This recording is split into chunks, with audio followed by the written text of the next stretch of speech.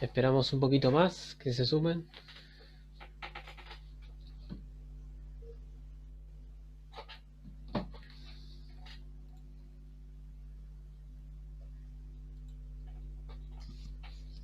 Sí, había algunos que avisaron que no podían, pero bueno, Sí, después verán grabados. sí, algunos avisaron. Igualmente, sí, después Hola como tengo Iván. la clase.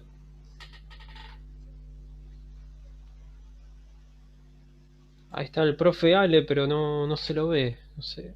No,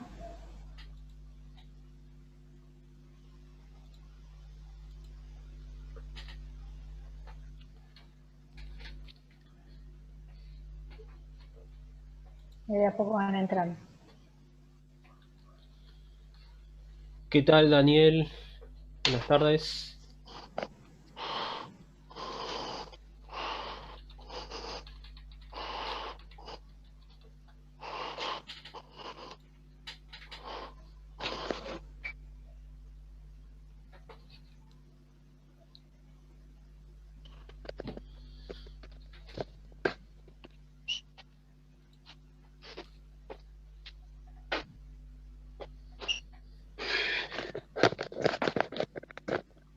Se escucha. Sí. Hola, profe, ¿cómo va? Hola, ¿cómo va? ¿Cómo estás? Bueno, acá estoy, ¿cómo va? Acá Buena. estamos, ¿cómo andamos? ¿Todo Eh, bien? Estaba escuchando ahí que no se me veía, pero siempre estoy. Está bien. Que no se No vea, pasa siempre nada. estoy. Estábamos, ojo con lo que hablan. Ahí se escuché al profe Ale, no se lo ve, pero Estamos estoy acá, hablando mal, sí. un poquito Claro, mal de claro, vos. estábamos hablando mal como siempre, eso es importante, ¿no? Siempre hablar mal. No, ¿Por qué? Porque, viste, cuando hablamos bien dice que qué raro este tipo. Entonces es mejor a veces hablar mal. claro. ¿Cómo va todos? Esperamos a todos un minutito. ¿Está Bien. bien? Los que no, Sí. vamos Algunos a esperar avisaron que no hasta 6 se... y. Sí. Perdón. Sí, hasta No, 7 y 5 algunos... esperamos. Perfecto. Sí, Algunos Sí, un profe. avisaron que minutito más. no se podían sumar, pero no hay problema. Perfecto, perfecto. Espectacular. La verdad que bueno, unas clases. Es muy, muy interesante, muy. eh, a ver, muy, muy interesante el tema que vamos a tratar en estas 8 capacitaciones, ¿no? En estas 8 clases. La verdad Sí. que es demasiado, demasiado contenido, eh, porque es algo muy importante, ¿no? Es algo tan importante porque es entender en sí cómo funciona el cerebro del futbolista.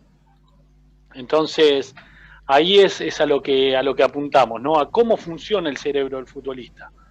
Yo creo que, si bien la licenciada Carolina, hola, profe, Hola, ahora la ¿cómo voy a estás? presentar. Ahora la vamos a presentar.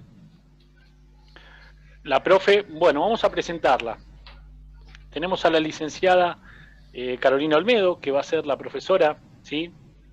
Durante estas 8 clases de esta capacitación, que si son 80 clases, las 80 clases son todas distintas y todas están relacionadas entre sí. ¿Por qué digo esto? Porque a veces no siempre se puede aprender porque esto va evolucionando. No siempre se puede pensar que se aprendió todo, porque esto siempre va evolucionando en constante cambio, ¿no? Porque es el comportamiento del futbolista mismo, como dijimos recién, y cómo funciona ese cerebro de ese futbolista, cómo funciona ese cerebro, cómo ese cerebro ejecuta las decisiones, ¿sí?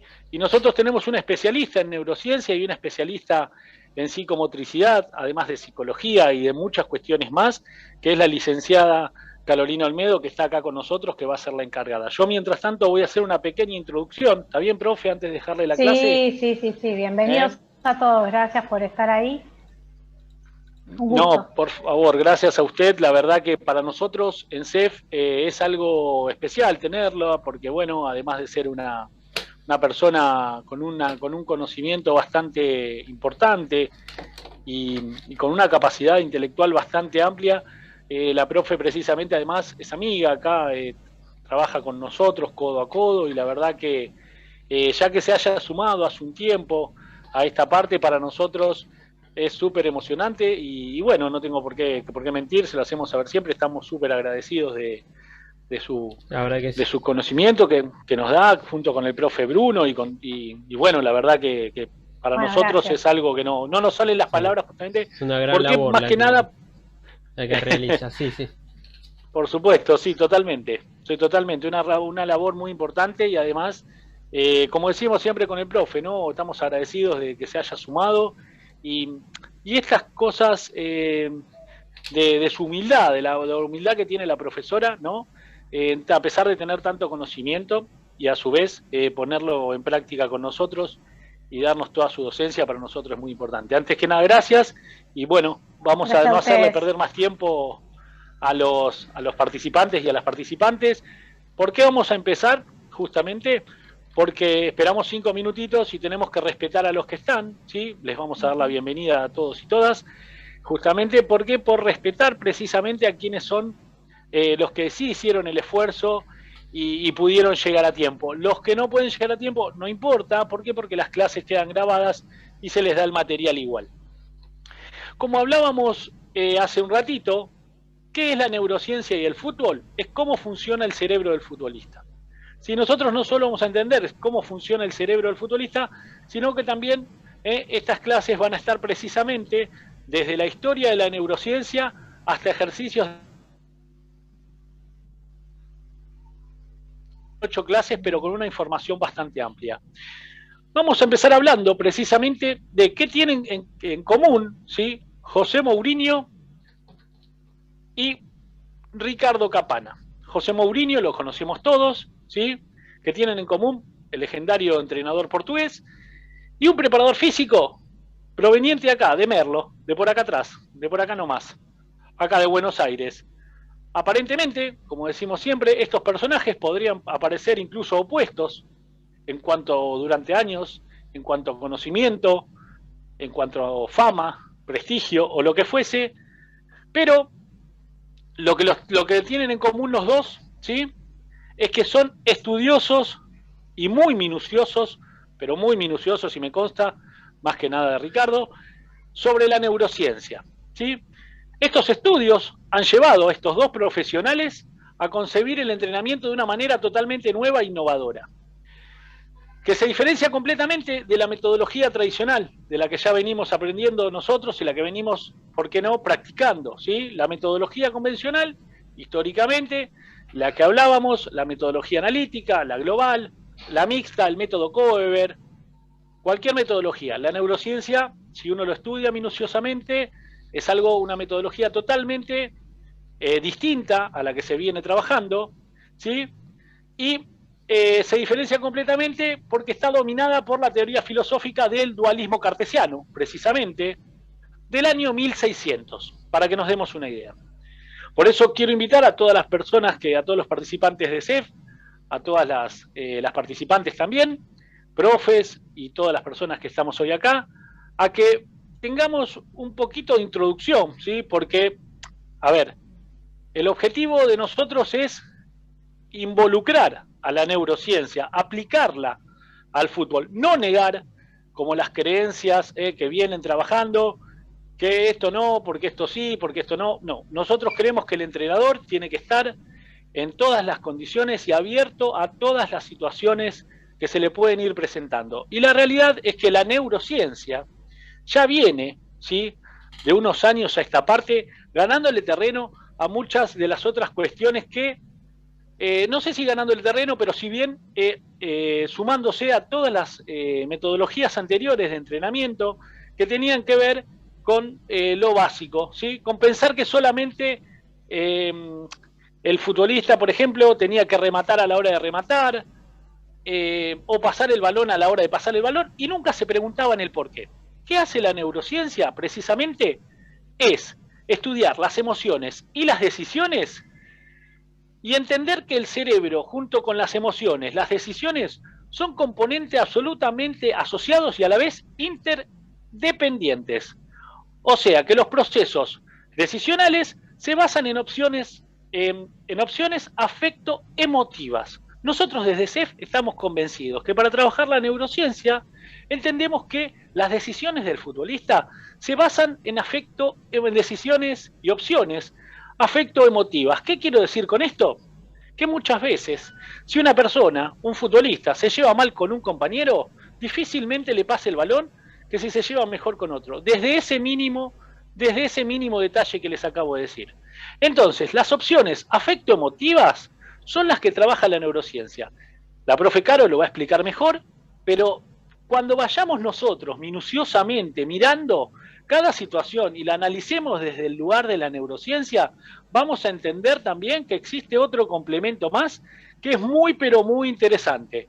Como dijimos recién, precisamente, sí, el dualismo cartesiano del año 1600. No es casual que Mourinho, el entrenador portugués, sí, y un vecino, un amigo, Ricardo Capana, que también es un profesional que algún día ojalá lo podamos sumar a CEF, entendamos en sí, no estamos hablando del preparador físico de afuera, se llaman igual, pero no es el preparador físico de afuera, que seguramente también debe, Ricardo, el otro Ricardo, debe saber bastante, ¿no? Pero lo que hablamos es que entendamos que están ligados, ¿sí?, a ciertas circunstancias afecto-emotivas. ¿Sí? Todo esto lleva a qué cosa? A la consideración fundamental del hombre como unidad funcional. ¿Qué quiero decir con esto? Donde no hay separación entre mente y cuerpo. Si entrenamos todos los componentes técnicos, tácticos, psicofísicas, vamos a tener directamente una persona o un futbolista muchísimo mejor capacitado que si los entrenamos por separado o que hay partes que ni siquiera entrenamos. Por eso la parte afecto-emotiva es muy importante, ¿sí? Y también desde el punto de vista táctico. ¿Por qué? Porque Mourinho, por ejemplo, cree que es necesario empezar la consideración del atleta desde su lado neuronal, desde su sector neuronal, ¿sí?, visto en un conjunto. Él cree que, como les dijimos recién, ¿no?, entrenando los componentes técnicos, tácticos, psicofísicos y mentales, todo eso en simultáneo, todo eso en un solo futbolista. Y hoy por hoy, a veces entendemos que a igual condición técnica, a igual condición física, el equipo que gana el último minuto es el equipo que mejor está de la cabeza. Es el equipo que, aunque parezca mentira, tiene una mejor capacidad de recepción de situaciones afecto-emotivas que el resto de los jugadores. Inclusive hasta puede sacar la diferencia un jugador, porque es así, porque puede sacar la diferencia un jugador a veces, pero ese jugador puede que esté un poquito mejor entrenado desde este lugar. Los voy a dejar con la profe, con esta introducción. Siempre pensemos que entendamos que no hay separación entre mente, cuerpo, ¿sí?, y que tenemos todo que entrenar, lo técnico, lo táctico, lo psíquico, lo físico y también las situaciones afecto-emotivas, porque son absolutamente asociados e interdependientes. Y el fútbol es emoción y es decisión. El futbolista, el 80% de las decisiones que toma, las toma desde el lado inconsciente, ¿sí? Los dejo con la profe, un lujo, profe, tenerla. Muchísimas gracias y la dejo con la profesional, que es la profe Caro Olmedo. Muchas gracias.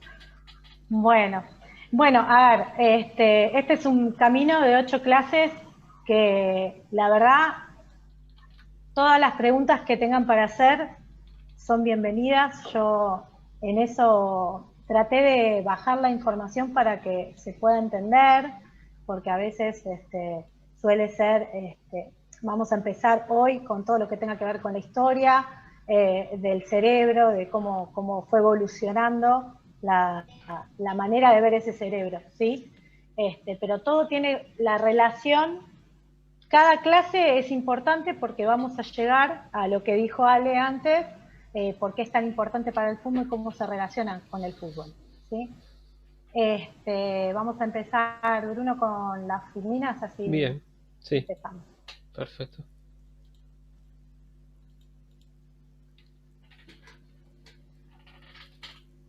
Bueno, acá estamos. Bueno, los primeros indicios del estudio del cerebro los hallamos en la prehistoria, cuando se encontraban, digamos, los cráneos o los huesos, ¿sí? Y se agujereaban, ¿sí? Esto hacía que se tratara de comprender desde la antigüedad o desde antes, desde dónde venían estas funciones sensoriales, motoras y mentales, ¿sí? Había como un debate entre todos, ¿sí? Había un dilema, ¿sí? Había que establecer quién era el responsable de dichas funciones y se centraba en dos opciones, o el cerebro o el corazón, ¿sí? Y esto, una discusión por mucho tiempo. Seguimos con la próxima. Filmine. Acá yo hice una línea de tiempo donde lo separé por la edad antigua, la edad media y la edad moderna, cómo fueron avanzando estos pensamientos y cómo fueron evolucionando, ¿sí? Cosas cerradas y cosas ciertas también, que nos va a llevar a saber realmente qué trabaja la neurociencia, ¿sí? Bueno, en la edad antigua, Aristóteles afirmaba que el corazón era el centro del sentimiento y del pensamiento, ¿sí? Después, el médico Hipócrates analizó la enfermedad de la epilepsia y concluyó que era una lesión en el cerebro. Por lo que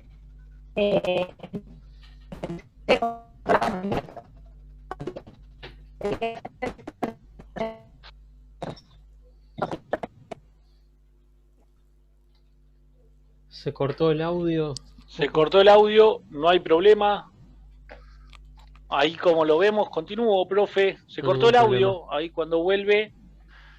Aristóteles nos afirmó que el corazón era el centro, el sentimiento y el pensamiento, ¿no? Hipócrates, un poquito más adelante, analizó la enfermedad sagrada. La enfermedad sagrada se le decía a la epilepsia.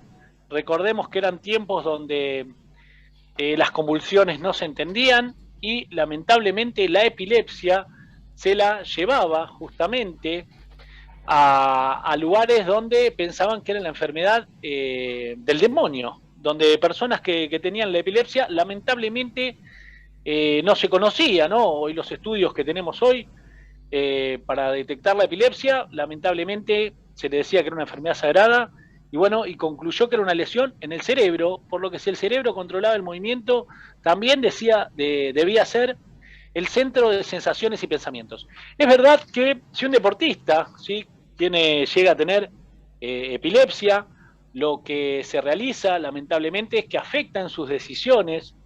No olvidemos que la epilepsia es una situación donde no tienen conexiones algunas neuronas o se van perdiendo, ¿no?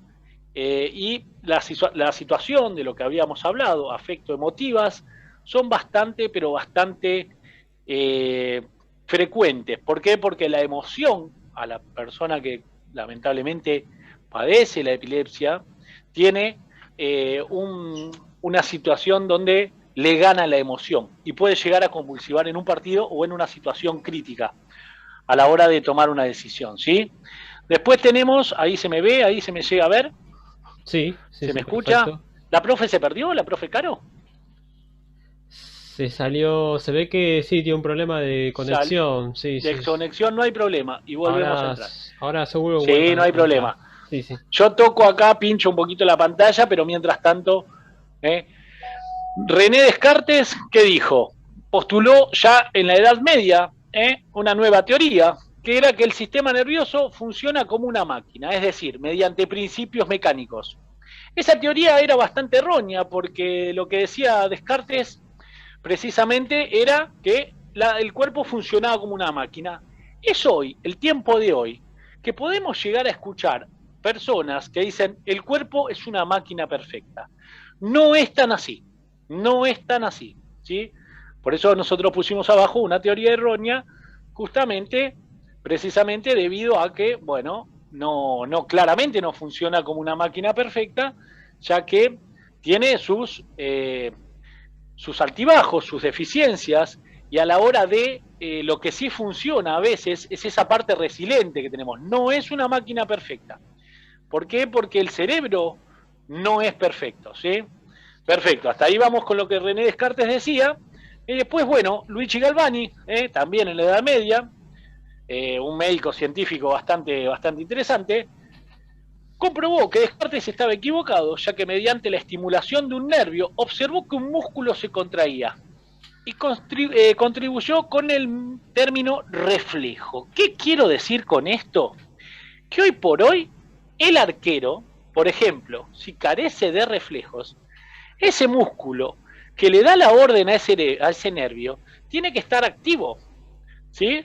El reflejo es una sensación instantánea con la cual el cerebro recibe una orden y toma una situación de, ¿cómo le puedo explicar? De acción rápida. Supongamos que se me cae la lapicera, no miro y la agarro, ¿sí? Se me cae la lapicera, no miro y la agarro. ¿Tengo un acto reflejo? Sí. ¿Qué hizo para decir lo que decía René Descartes, que estaba equivocado, que éramos una máquina perfecta? ¿Qué hizo? Algo simple, que si se me cae esto de la mano y lo agarro con otro, tan perfecto no soy. O si se me cae esto de la mano y se me rompe en el piso, tan perfecto, lamentablemente, no soy. Nos vamos a esa parte justamente, ¿por qué? Porque hay arqueros, por ejemplo, que es donde más se entrena la neurociencia hoy. No es casual que Mourinho, siendo arquero, haya traído precisamente la neurociencia al entrenamiento, no es casual, donde entrenó muchos arqueros y muy buenos, precisamente el del campeón de la Copa del Inter, ¿sí? Uno de los primeros que empieza con este entrenamiento sin conocerlos. Acá en la Argentina teníamos a un entrenador que se llamaba Carlos Ramagiotti, si no me equivoco, tirándole platos al arquero, platos de vidrio, para que el arquero Olave, que era el arquero de Belgrano, los agarre. Desde esa actividad bastante, ¿cómo le puedo decir? Precaria, pero también, si se puede decir, bastante auspiciosa, porque era como el avance de algo, ¿no? Mirar, che, me están tirando platos y los tengo que agarrar por si se rompe. Bueno, la neurociencia tiene mucho que ver con eso también, de trabajar el acto reflejo para poder mejorar las emociones y las decisiones desde afecto emotivo. Porque si yo tengo la mente, la concentración, ¿no? Bilardo siempre refiere de que el médico, justamente en estos días el doctor cumpleaños, el doctor Bilardo, el médico, un gran entrenador, para nosotros el doctor Bilardo, después puede uno estar de acuerdo con su manera de plantear el juego, o los jugadores de qué manera entra a la cancha, pero claramente es un buen entrenador. ¿Qué sucedía, Bilardo? ¿Qué decía? Que el médico, por citar un caso, él es doctor, puede estar 90 minutos, ¿sí? 90 minutos o más tiempo concentrado en un paciente, porque si no, lamentablemente, este paciente puede perder la vida. ¿Sí? ¿Hasta ahí vamos bien? Solamente le pide al futbolista que esté concentrado 90 minutos de algo que le gusta.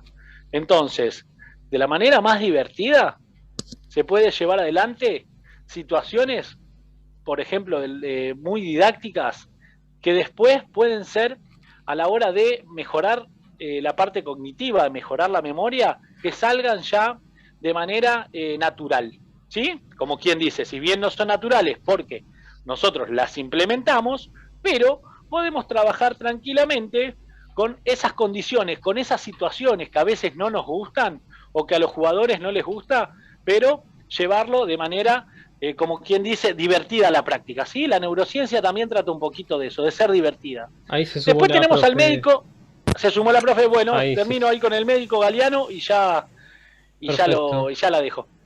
Después seguíamos en Edad Media, ¿y qué decía el médico Galeano? Que el cerebro está especializado. Se observó que había una parte del cerebro donde se encontraba información de la fascinación, fantasía y la memoria. Y en eso lo que dice Galeano, ¿sí? Que no es poca cosa, la fantasía, la fascinación y la memoria, nosotros siempre los entrenadores a la hora de afrontar un partido, ¿sí? A la hora de afrontar un partido, fantasiamos. No está mal, fantasiamos. Todo lo que estamos viendo acá, desde Descartes, Giuliano, el médico de recién, todo lo que estamos hablando precisamente, ¿sí? Como por ejemplo Galvani también, ¿no? Que descubrió que el acto reflejo, todo lo que veníamos hablando son situaciones que les pasan o a los jugadores o a los entrenadores. ¿Los entrenadores fantasiamos? Sí.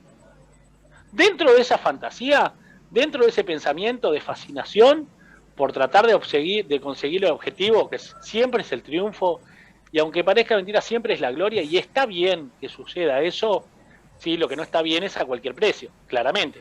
Está bien que suceda eso, que querramos ganar y que tengamos emociones, fantasías, y esas cosas sí, eso está buenísimo. Y tiene que seguir pasando, porque nosotros, como entrenadores, tenemos que futurar ese partido, ¿sí? Y llevarlo de la mejor manera posible, como que si fuéramos un director de cine, ¿sí? Pero somos directores técnicos. Va a continuar la profe. Profe, disculpe que me tomé el atrevimiento. No, está muy bien. No, perdón, pero se me desconectó. Sí, se a me veces quedó. pasa, profe, por favor. No hay problema. No, no hay ningún problema. No era el momento, pero bueno, sucedió. No, por favor, nos pasa a todos. Mientras tengamos las filminas, acá estamos para hacerle soporte. Estamos bien. Gracias. Había dejado la edad moderna en Müller. Si puede continuar con Müller. Bueno, o lo que usted diga, no hay problema. Está bien, todo lo que es Edad Media ya lo hablaron. Sí. Sí. Bueno, la Edad moderna, Müller postuló su doctrina donde él descubrió células nerviosas específicas, ¿sí? Y, digamos, generó una pseudociencia que se llama frenología, que contribuyó en el cerebro de órgano de la mente, y que ciertas áreas albergan funciones específicas localizadamente, ¿sí? ¿Qué quiere decir esto? Que cada parte del cerebro va a tener su parte motriz, su parte cognitiva, su parte del sentimiento, su parte, digamos, Müller, digamos, fue algo muy importante porque lo pudo separar el cerebro en distintos espacios, digamos, donde, que es lo que hoy se está viendo, ¿no? Cómo funciona. Después, bueno, Golgi desarrolló con una tintura con nitrato de plata, ahí pudo observar que había unas células con dendritas extendidas, que serían las neuronas, ¿sí? Y las que forman el sistema nervioso, ¿sí? Que hacen sinapsis y todo. Y después tenemos Santiago Ramón y Cajal, que también, siguiendo lo propuesto de Golgi, pudieron descubrir toda la estructura básica de ese sistema nervioso en sí. ¿Está bien? Bueno, seguimos con la siguiente filmina. ¿Vamos bien? Sí, profe, de 10, sí. La verdad, un lujo. No, porque mucha información, muy buena. Lo que pasa que es eso. Sí. Es mucha la información. Sí, perfecto. Si tienen algo que preguntar, seguramente en la segunda parte van a poder preguntar. Igualmente lo pueden volver a releer. A eso la verdad que sí, por supuesto, muy, muy bueno. Muy, muy interesante. Y como dijo la profe, ¿no? Yendo desde todas las edades, de la moderna, la antigua, de todos los médicos, hablando cómo fue evolucionando la idea, ¿no? Hablando también un poco de cómo se descubrió también, por ejemplo, bueno, hablábamos de la epilepsia, la enfermedad sagrada, ¿no? Que tiene que ver mucho justamente con situaciones afecto-emotivas, ¿sí?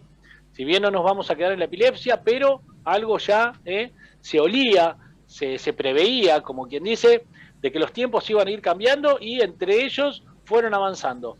Pero no recordemos siempre lo que dijo Descartes, si no me equivoco, que éramos una máquina perfecta, como dice la profe ahí, que después al final, en un diagnóstico errado, no somos una máquina perfecta, sino claramente no se nos escaparía la pelota y se nos mete dentro del arco. ¿Sí? Sí. Así que bueno, vamos ahí con la profe, no los molesto más, no la molesto más, profe, un lujo, muchas gracias. No, a mí no me molesta, colabora, está muy bien. Bueno, a partir de la década del 60... ¿sí? Del siglo pasado, se dieron pasos agigantados, ¿sí? En el estudio del cerebro. Había avances tecnológicos, había escáneres que permitieron saber cómo es, cómo funciona, y después, en los años posteriores, investigaciones que se empezaron a enfocar en todo lo que es la cognición humana, que tiene que ver con el aprendizaje, la memoria, la percepción, digamos, o sea, enfocarse en todo eso que habíamos hablado antes de cómo se había separado Müller las distintas partes del cerebro, pero ahora más profundamente, ¿sí? La memoria a largo plazo, la memoria a corto plazo, la percepción, toda la parte motora, las emociones, miles de cosas más. Como parte de todo este recorrido es posible establecer 3 etapas, ¿sí? Tenemos en la primera etapa, es a mediados de los 80 y hay se denomina metáfora del cerebro como un ordenador computacional, ¿sí? Como si fuéramos una computadora, ¿sí? Pero después en la segunda es el conexionismo, digamos, es como esas redes de neuronas empiezan a conectar y qué generan, ¿sí? O sea, no es solamente lo que teníamos antes, que era todo como ordenado, como debería ser, sino que hay una conexión y eso genera algo, ¿sí?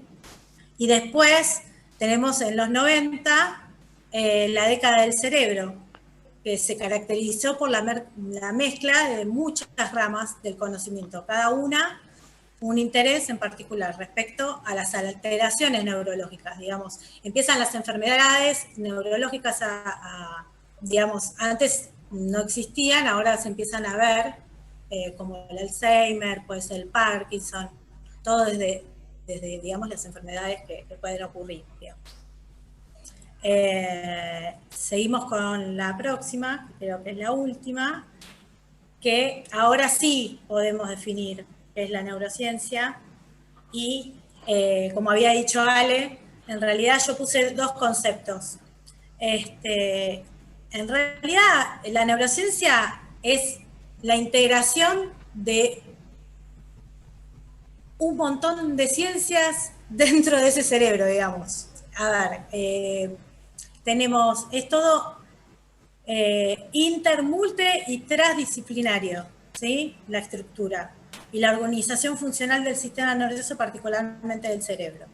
O sea, que uno estudia esa estructura, la función, el desarrollo, la química, la farmacología y la patología del sistema nervioso, y de cómo esos diferentes elementos del sistema nervioso interactúan y dan origen a una conducta. O sea, en realidad es la integración total de un montón de cosas. Eso es lo que vamos a ver, digamos, la clase que viene, vamos a empezar a ver que hay otras áreas y otras ramas, ¿sí?, de la neurociencia, que ahí voy a poder especificar, por ejemplo, desde la psicología, cómo actúa ese cerebro con la conducta, desde otras ramas, digamos, desde lo neuromotor, cómo es el desarrollo, y así sucesivamente, ¿sí? Pero lo importante de todo esto es que se estudia la estructura, la función y el desarrollo de ese cerebro, digamos, todo en conjunto, nada por separado, ¿sí? Y lo psicológico, por supuesto, obviamente, que tiene que ver también. No sé si Ale quiere agregar algo más. Sí, profe, no, por supuesto. Yo tenía una... Perfecto lo que cuenta la profe, ¿no? Muy interesante, como hablaba recién, justamente. ¿Qué sucede con el jugador como unidad funcional? ¿Sí? Como lo que veníamos hablando. De todos modos, esto lo voy a dar yo, como lo voy a charlar yo, como algo también introductorio, ¿no? Porque la verdad que la profe es muy clara al hablar de qué trata la neurociencia, qué es lo que trabaja, cuáles fueron esas etapas, ¿sí? En los 60, en los 70, en los 80, en los 90, y también a veces vamos a escuchar, como que a veces un futbolista, o vamos a escuchar disparates, ¿no? Como que, por ejemplo, que un hombre es más inteligente que una computadora. No tenemos que entender que no entrenamos con máquinas. Justamente por eso, por el vínculo, ¿sí?, que le faltan a las máquinas. Las situaciones afectoemotivas, ¿sí? ¿Qué sucede con esto? Nosotros a veces vamos a escuchar, no, que los hombres son más inteligentes que las máquinas porque los hombres hicieron las computadoras. Las computadoras, lo que se le denomina inteligencia, es el almacenamiento de datos, ¿sí? En el software, en la parte blanda de esa computadora, pensemos al cerebro humano como esto. El hardware, ¿sí? La parte dura, y la parte blanda, el software, ¿sí? Nosotros, ¿qué tenemos con esto? Vamos a hablar de la parte blanda. Nosotros almacenamos, ¿sí? Eso no nos hace más inteligentes, simplemente nos hace tener memoria. Si 20 tipos se juntan a llenar una computadora y a pasar todos los diccionarios del mundo a un blog o a una página de consulta, esa computadora no quiere decir claramente que sea inteligente. Si le ponemos todos los resultados posibles, esa computadora claramente no es más inteligente que el hombre, ni el hombre es más inteligente que la computadora, o viceversa, porque son dos cosas completamente distintas. Así como, por ejemplo, decimos que el hombre puede calentar más que una plancha. ¿Por qué? Por el simple hecho que inventó la plancha, es un disparate, ¿sí? Entonces, el hombre no es más inteligente que la computadora y la computadora no es más inteligente que el hombre. Nosotros, por el solo hecho de enchufar una plancha y que dé calor y porque la hayamos hecho nosotros, no quiere decir que podamos poner una mano y planchar una camisa a 160 grados de calor. Entonces, tengamos en cuenta siempre esto a la hora de realizar estas mediciones, ¿no? Porque esto tiene que ver mucho con el software, con la parte de adentro de lo que el cerebro lleva, y tiene que ver mucho también de, como dijo la profe recién, entender cuáles son las ramas que llevan la neurociencia, ¿sí? Entonces, a ver, por ejemplo, ¿no? Siempre decimos esto. A ver, ¿cómo es? A ver, el futuro, ¿sí? Porque nosotros siempre, cuando vamos a futurar algo, vamos a hablar del futuro, ¿sí? Por ejemplo, vamos a entrenar para llevar adelante una actividad. El futuro está preparado por 3 eruditos. Bernstein, que dice esto, sostiene que no hay relación directa, alguna funcional, entre los impulsos cerebrales y los efectos motrices, que dependen de estructuras diferenciadas y conectadas en paralelo. Rizzolatti dice que a su vez de él haber realizado un gran descubrimiento, habla de la existencia de las neuronas espejo. Gracias a ellas y a su entrenamiento, los jugadores consiguen leer situaciones posicionándolas siempre en el lugar adecuado, en el momento adecuado, ¿sí? La presunción de la que parten es que el jugador aprende de los errores y de la correcta interpretación del mismo. Y Noé defiende la teoría del externalismo, es decir, que el movimiento depende de algo externo del ambiente. Voy a hablar de las 3. La de Bernstein, ¿sí? Sostiene que no hay relación directa entre los impulsos cerebrales y los efectos motrices. Equivocado, saquémoslos de foco, ¿sí? Para mí, claramente sí hay relación directa entre los impulsos cerebrales y los efectos motrices. Vamos a la segunda, de Rizzolatti, que realiza un gran descubrimiento hablando de las neuronas espejo. ¿Qué quiere decir esto? Que gracias a ellas y a su entrenamiento, los jugadores consiguen leer situaciones posicionándolas siempre en el lugar adecuado y en el momento adecuado. Supongamos, nos vamos a enfrentar mano a mano con el arquero. Nos queda un minuto. Nos vamos a enfrentar mano a mano con el arquero. Eludimos. Y definimos con el arco vacío. ¿Sí? Ahora, si juego abajo, me la dio el arquero, ¿eludo al jugador o la reviento? ¿Hablamos de neuronas espejos? Sí. ¿Hacemos la misma situación? No. En una la tiré al cuerno y en la otra definí con el arco vacío. ¿Por qué? Porque existe relación directa entre los impulsos cerebrales y los efectos motrices.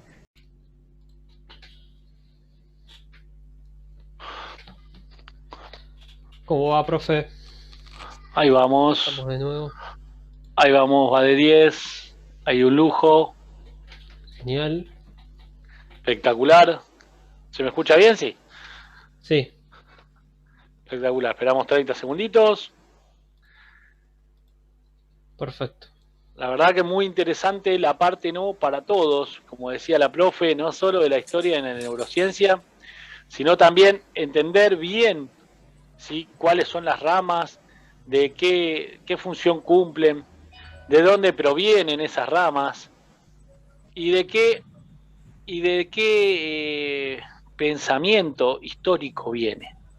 Analicemos después en casa, cada uno, ¿sí? Una vez que nos toque las filminas, las llevamos, analizamos cada uno, Descartes, Sócrates, ahí como lo pusimos, y todos los médicos, Juliano, todos los que son los padres de la medicina, también como hablábamos, ¿no?, hace un tiempo acá, ¿sí?, el dualismo cartesiano, averigüemos eso, ¿sí?, echémosle un ojo a eso, porque de eso se trata el fútbol también, de estar investigando por nuestros propios medios, a pesar de los tópicos que nos dejan los profes, o la licenciada, como en este caso, que sabe un montón, la licenciada Caro. Y entonces, como hablábamos recién, ¿no?, que decíamos que uno sostiene que no hay relación directa entre los impulsos cerebrales y los motrices, cosa que claramente sí, si no, el cerebro, no sé por qué dijo eso, tendrá su fundamento. Bernstein, busquémoslo, Bernstein se llama Bernstein, ¿sí? Él dijo que no hay relación directa entre los impulsos cerebrales y los efectos motrices, sino que dependen de estructuras diferenciadas y conectadas en paralelo. O sea, lo dice por un lado y a su vez lo desdice por otro. ¿Es acertado? Sí y no, ¿sí? Porque sí hay conexión, pero si bien hay estructuras diferenciadas y están conectadas en paralelo, a su vez sí. Entonces, es a veces como un no y un sí. Después, Rizzolatti, que para mí es el más acertado, por eso hizo un gran descubrimiento, habla de la existencia de neuronas espejo, que gracias a ellas y su entrenamiento los jugadores consiguen leer situaciones proporcionándose siempre el lugar adecuado en el momento adecuado. La presunción de la que consiguen leer las situaciones posicionándose es, en parte, en que los jugadores aprenden de los errores, es decir, del movimiento, es decir, de la correcta interpretación del mismo movimiento. Volvemos a hablar de eso. El futbolista se enfrenta al arquero, lo gambetea, patea hacia el gol, ¿sí?, con el pie abierto, el arco vacío. En la parte de atrás, ¿sí?, de la cancha, cerca del arco, el futbolista no puede tomar esa decisión, o si bien la toma, es arriesgado. Si estaría casi sobre la línea de su área, saliendo, ¿sí?, sería una complicación. ¿Y qué dice Noé? Defiende la teoría de Rizzolatti y del externalismo, es decir, que el movimiento depende de algo externo del ambiente, ¿sí? Entonces, algo externo, algo que si el ambiente, por ejemplo, como habla Valdano, que después los vamos a ver, en una parte a Valdano también lo vamos a hablar, ¿sí?, del miedo escénico, Por eso, algo externo, aunque parece mentira, Valdano también lo nombra, hablemos de lo externo, ¿sí? ¿Está bien hacer eso? ¿Quedaríamos bien? ¿El futbolista queda bien? Perfecto, ahí la profe nos va a seguir hablando un poquito. Profe, ¿está por ahí? ¿Está la profe Caro por ahí? Sí, estoy acá, estoy acá. Perfecto, ¿Se escucha bien? Bueno. Un lujo, espectacular. Perfecto, sí. Bueno, no, en realidad lo que yo quería decir es que el cuerpo en sí hoy se toma como algo global, digamos, no es solo por separado cuerpo, cerebro, corazón, sentimientos, sensaciones, ¿sí? No es lo mismo una persona que está abajo de un rayo del sol, que está sintiendo calor, hacer una actividad, que otra que está más fresca, ponele. Ahí estamos hablando de sensaciones. Si vos tenés que hacer, no sé, algún movimiento, iniciar un movimiento, primero lo tenés que pensar. O sea que ahí estás trabajando una parte cognitiva. Primero lo voy a pensar, lo voy a iniciar, lo voy a pensar. ¿Qué movimiento voy a hacer? ¿Sí? Después lo voy a programar. Lo paso a otro lado del cerebro. ¿Tá? Se va a programar. Y una vez que está programado, ahí lo voy a ejecutar. ¿Tá? Esos 3 pasos es lo que va a suceder en ese cuerpo. Y voy a ejecutar ese movimiento. Sea levantar una taza, sea patear la pelota, sea un montón no sé, atajar, cualquiera igualmente eso lo vamos a ver profundamente en el momento que tengamos que verlo, pero como para darles el ejemplo, más que nada. Entonces, ustedes súmenle la sensación de sentir calor, porque es un día caluroso de 40 grados, y la presión que siento psicológica de que si a mí me sale mal, perdemos y yo me siento re mal, porque, no sé, llego a mi casa y me dicen que soy un tonto o lo que sea. Bueno, todo eso es la neurociencia. En realidad, ahí es donde entran todas esas ramas, estudian cómo va funcionando el cerebro y cómo va pasando el movimiento, el sentimiento, las sensaciones, cómo lo programo. Todavía sigue en estudio, hay un montón de cosas que siguen en estudio. No solamente estamos hablando de movimientos corporales, en este caso sí porque estamos relacionándolo con el fútbol, pero también cuando tenemos enfermedades por ahí gastrointestinales, también se habla de que hay neuronas dentro de nuestro, digamos, aparato digestivo, que tienen que ver con la conexión que hay en el cerebro. Entonces, si yo trato eso en el cerebro, se me va a solucionar, digamos. Estas son cosas nuevas que van pasando, ¿sí? Y después, con el aprendizaje, digamos, la neurociencia y el aprendizaje van de la mano, digamos. Antes era algo como que se tomaba como que era una parte conductual, como que si vos machacabas, algo para que sepa una persona, lo iba a entender machacándolo, perdón la palabra, no sé si se me entiende lo que quiero decir. Perfecto, era eso, profe, era así, los tiempos históricos, los tiempos eran como los perros, ¿no? De memoria. Claro, como si fueras un perro y acá comes, acá vas a hacer, te portaste mal, está el diario. Bueno, no, no, eso no, es cognitivo-conductual, digamos, es como que vos querés, digamos, frente a una conducta, vas a generar, no, perdón, frente a un estímulo vos vas a tener esa conducta. Frente a que te levanten el diario, el perro va a parar porque va a decir, me dan con lo el que diario. estudió Pablo, sí. Entonces, perfecto lo que dijo el profe Bruno, claro, exacto. Me parece importante hoy que eso no es tan así. Tiene que ver con tiempos de desarrollo. No es si vos, aunque machaques en un tiempo determinado, en una edad determinada, ese cerebro no está maduro, no está plástico para poder recibir esa información y no la va a poder realizar. Así vos lo machaques y lo vuelvas a machacar y lo vuelvas a machacar. O sea, tenés que esperar el momento adecuado, que eso es todo lo que vamos a aprender, digamos, en esta paso a paso.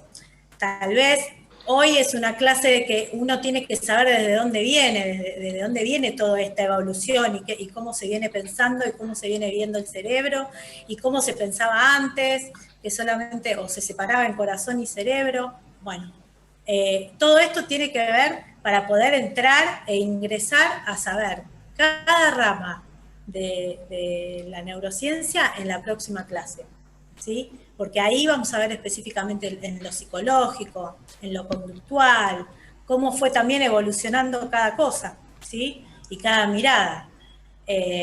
Porque todo eso nos va a servir a nosotros como entrenadores para tener como una herramienta más para que el día de mañana el rendimiento del equipo sea mejor y más exitoso, ¿sí? Pero siempre integrando todo. O sea, para mí la integración es de todo, de un poquito de todo es lo mejor. No sé qué opina Ale sobre Por lo que supuesto, por supuesto es así. Históricamente, como dijo la profe, ¿sí? A ver, esto es el entrenamiento mental para la mejora del desempeño futbolístico, y no solo el desempeño futbolístico, sino la calidad de vida, ¿sí? ¿Por qué? Porque nosotros tenemos que ver, cuando vamos a entrenar, si a ese equipo literalmente le da la cabeza para pedirle cosas. Literalmente. Las habilidades mentales del equipo, la regulación de las emociones, qué es lo que ven, ¿sí?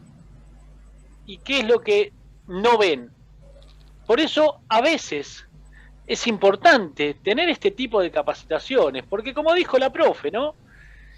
No somos perros, no le podemos hacer realizar al futbolista en un movimiento.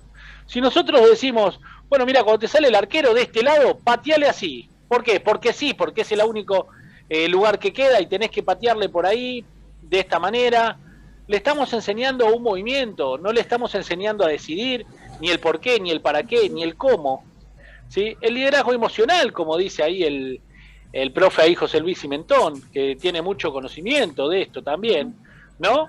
Entonces, por eso hay que entender que el futbolista tiene que comprender, memorizar, recordar y tratar de que no se inhiba todas esas tres a la hora de la toma de decisiones. Comprender, memorizar, recordar, ¿sí? Memorizar no es recordar. Comprender, memorizar, recordar y tratar de que no se inhiba todo eso a la hora de cuando el corazón le late a 1000. ¿Sí? Por ejemplo, a la hora de entrar a una cancha. Porque si hay gente, un montón de gente, no es lo mismo que haya nadie. Entonces vamos a la situación ambiente. ¿Por qué? Porque si no hay nadie, estoy con mis hijos jugando, me van a salir todas. Si estoy como sobrinos, ni hablar. Pero cuando ya los obstáculos son otros, puedo inhibirme por más de haber comprendido, memorizado. ¿Sí? ¿Qué hay que tener en cuenta a la hora de tomar una decisión? Claro, que el futbolista tiene que, como quien dice siempre, y es una frase, es un latiguillo que no está mal, vamos generalmente a la hora de hacer goles, a la hora de definir, por citar un caso, a mí siempre yo jugaba arriba, me decía el entrenador, hay que tener la cabeza fría. Yo no sabía por qué, cómo, después me di cuenta que por supuesto existía gente como la profe y la neurociencia que nos enseñó a tener la cabeza fría. Pero ¿cómo no lo entrenaba yo? ¿Qué cabeza fría? ¿Qué tenía que hacer? Entonces ya los entrenadores de antes hablaban de sacate todo de la cabeza en ese segundo y vos decís, pero ¿cómo me saco todo de la cabeza? ¿Viste? O te apuraste. Era muy difícil. Claro, yo no había comprendido, no había memorizado, no había recordado porque tal vez no lo había practicado también. Entonces estaba todo conectado con todo, ¿sí? Y la situación emotiva, afecto emotiva, me estaba un poco apretando porque por ahí vamos a perder 2-1. ¿Y qué pasa? Si perdemos 2-1, vamos perdiendo 2-1 y yo me erro un gol sobre la hora, o vamos 1-1 y me erro un gol importante sobre la hora, inconscientemente siento que me van a querer menos. Inconscientemente en la cabeza del futbolista mirás y somos la mirada del otro.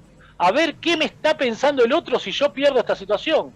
O si me erro un penal, o si tengo que patear un penal sobre la hora, o si tengo que patear un penal decisivo.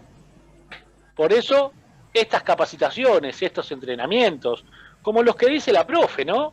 ¿Por qué? Porque el cerebro tiene el control ejecutivo del cuerpo. Claro, perdés confianza. La confianza es otro factor. La confianza es algo mutuo.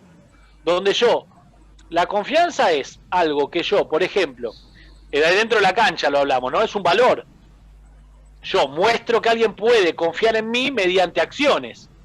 Claramente no me van a dar un penal si yo erré los primeros 5, porque no me tienen confianza.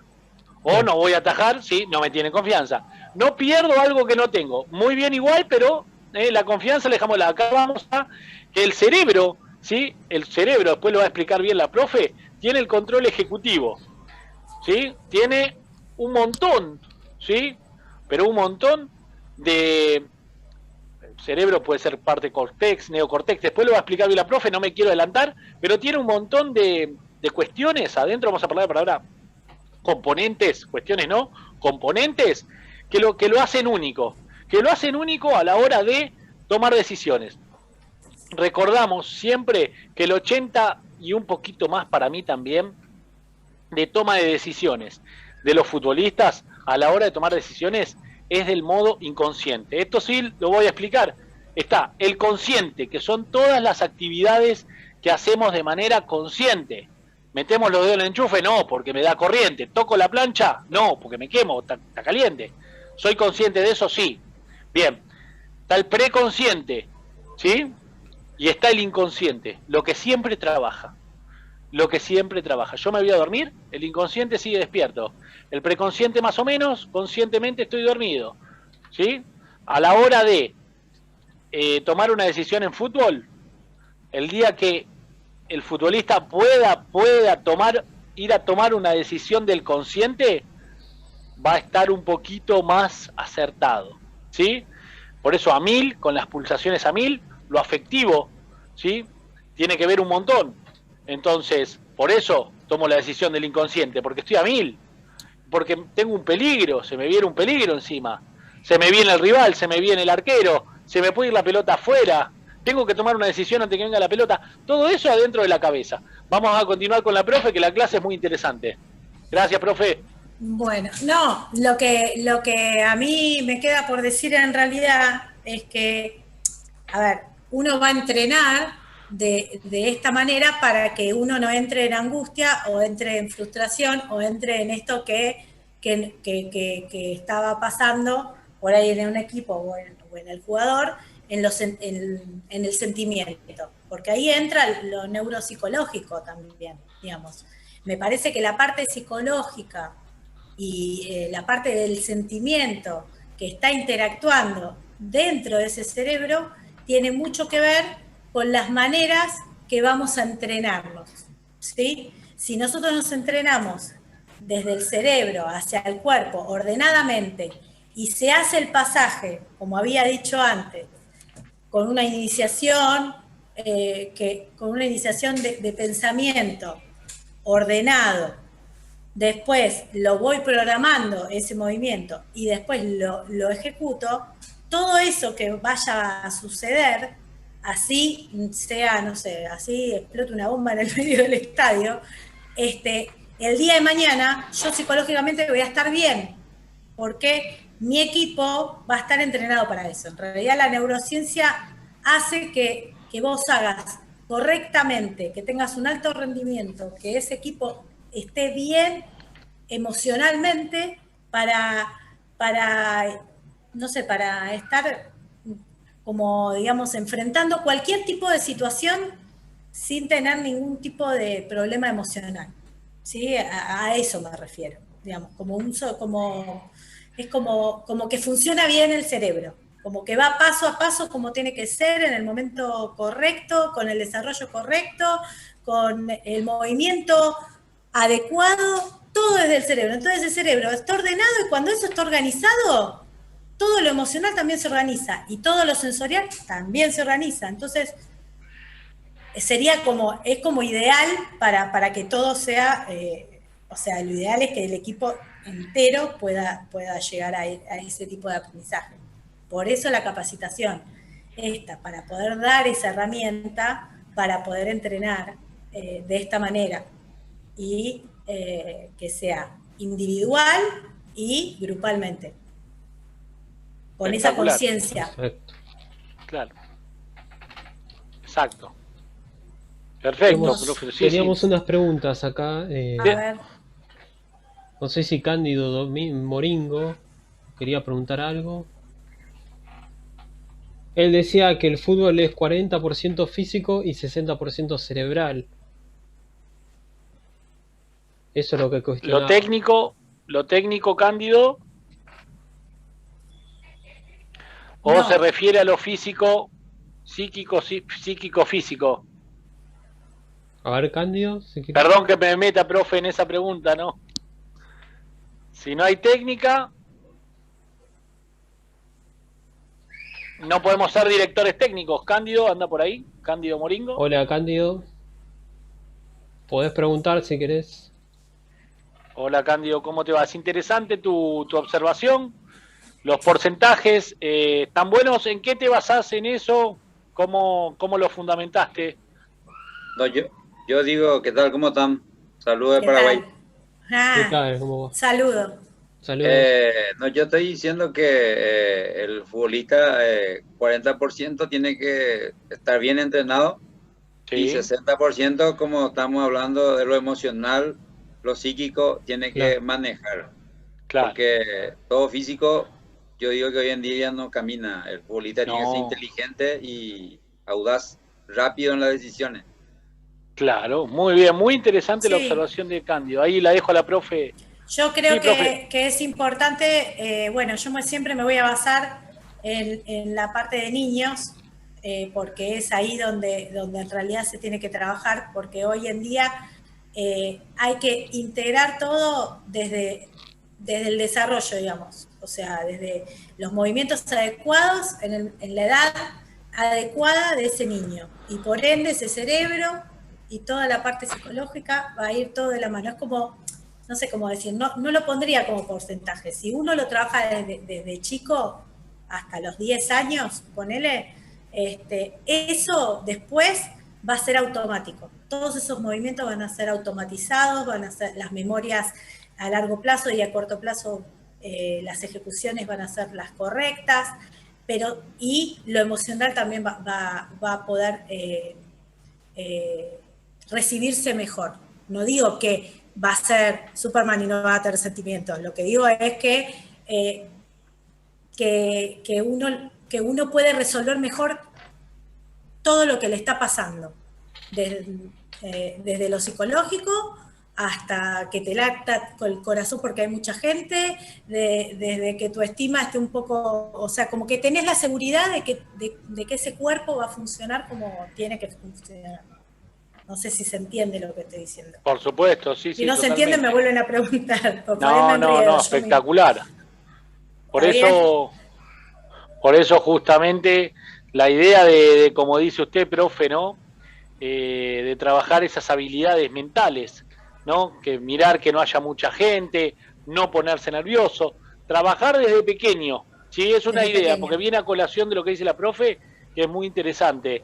El impulso al objetivo, ¿sí? ¿Qué es lo que quiere el futbolista? Son habilidades mentales fundacionales que tienen que trabajar, ¿sí? La neurociencia va a ayudar a eso, a trabajar el impulso al objetivo, el autoconocimiento, ¿sí?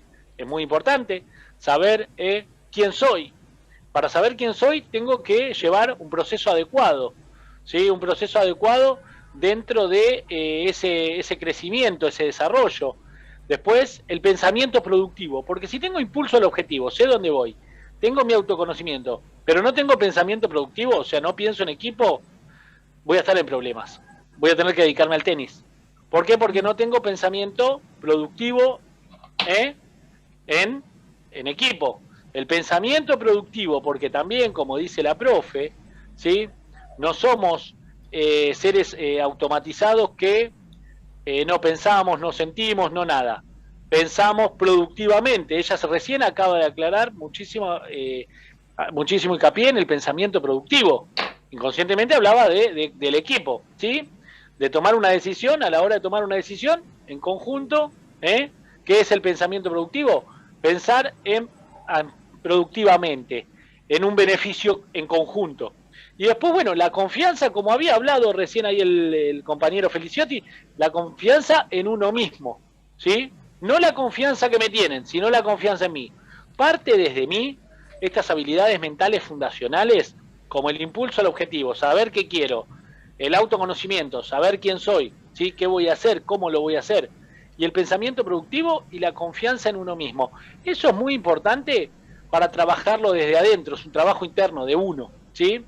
¿Por qué? Porque estas actividades y estas metodologías tienen que estar, la neurociencia lo que hace es trabajar, darnos herramientas para que podamos mejorar técnicamente y tener metodologías para el mejor desarrollo, no solo del fútbol como hablamos, sino también de la vida, y así en trabajo en equipo.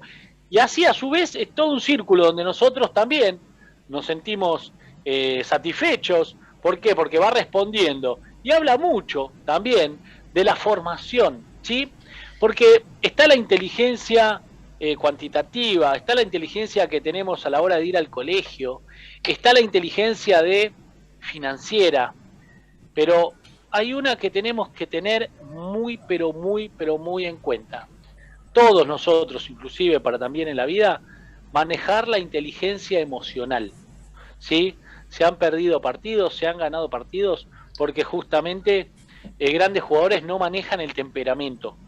La inteligencia emocional, para mí, desde mi punto de vista, junto con la inteligencia financiera, es una de las inteligencias más importantes que tenemos. La emocional más, porque nos ayuda en la vida a entender ciertas cuestiones, si estamos enfadados, enojados, o tenemos bronca, o si tenemos odio, por citar un caso, si estamos alegres, felices o contentos.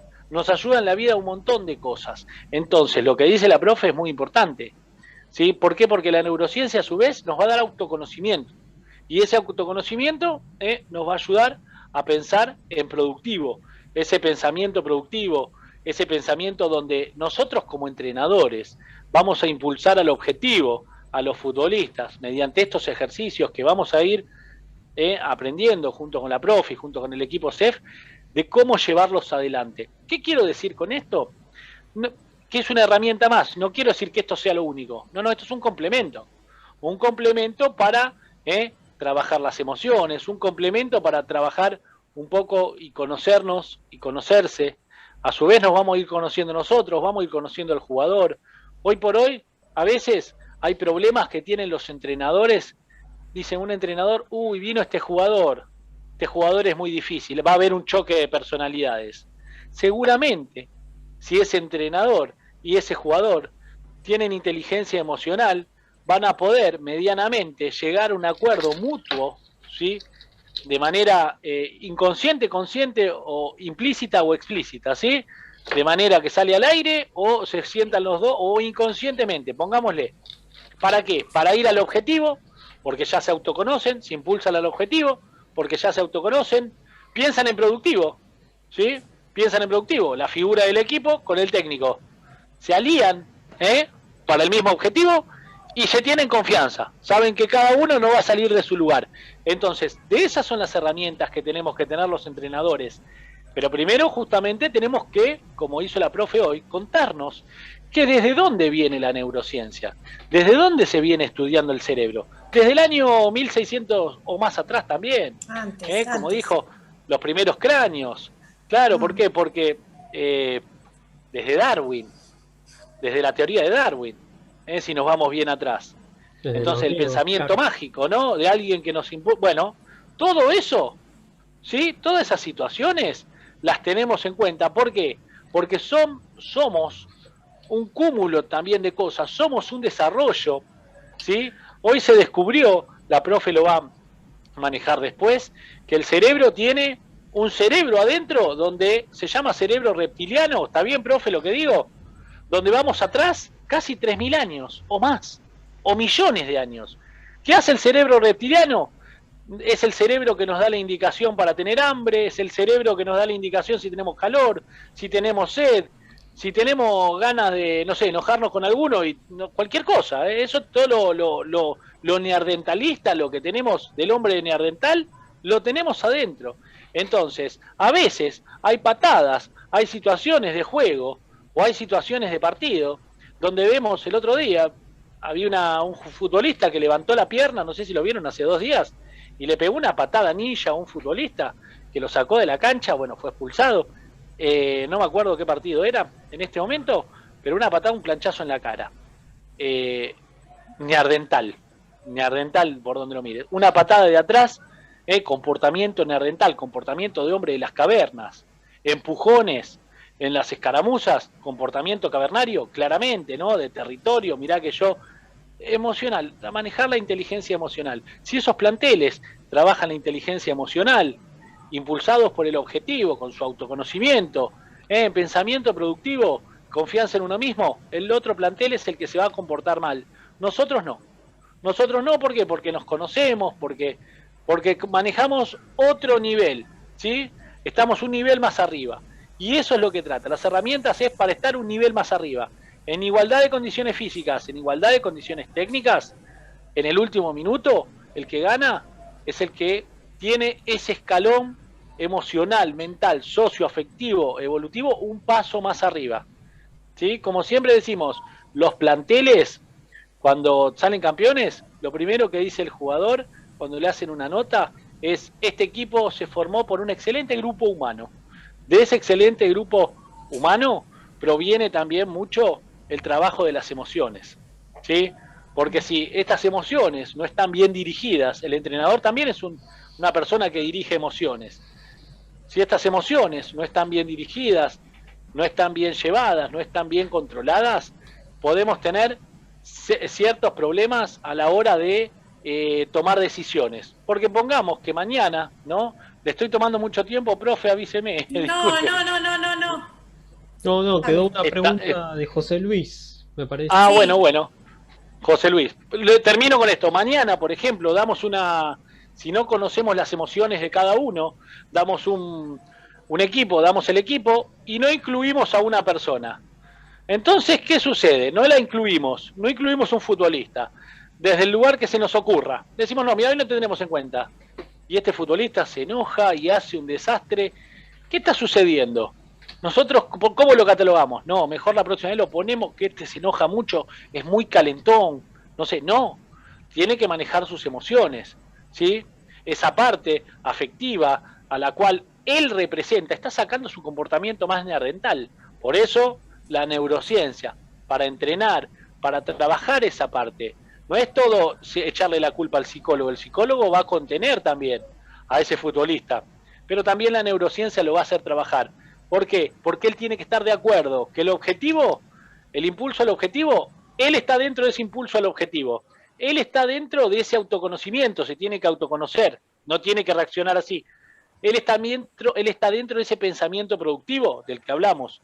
Y le tenemos confianza en él, que para ese partido por ahí no está apto, pero para otros sí. Puse un ejemplo sencillo para que entendamos medianamente también para qué nos sirve la neurociencia, para conocernos, impulsar al objetivo, pensamiento productivo y la confianza en uno mismo que nos maneja. Gracias, profe, y bueno, vamos con la pregunta, no lo molestamos más. Gracias por el tiempo que me dio, porque la clase era suya, pero bueno. Perfecto, no, pero está bárbaro los ejemplos.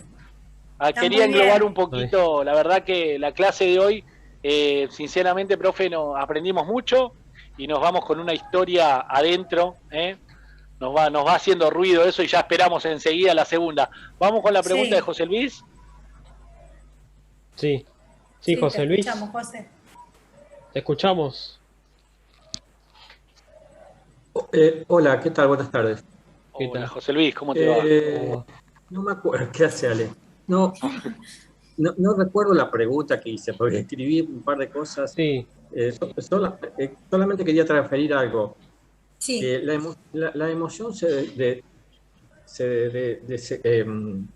desencadena por una interpretación. El fútbol, al ser un deporte de contacto,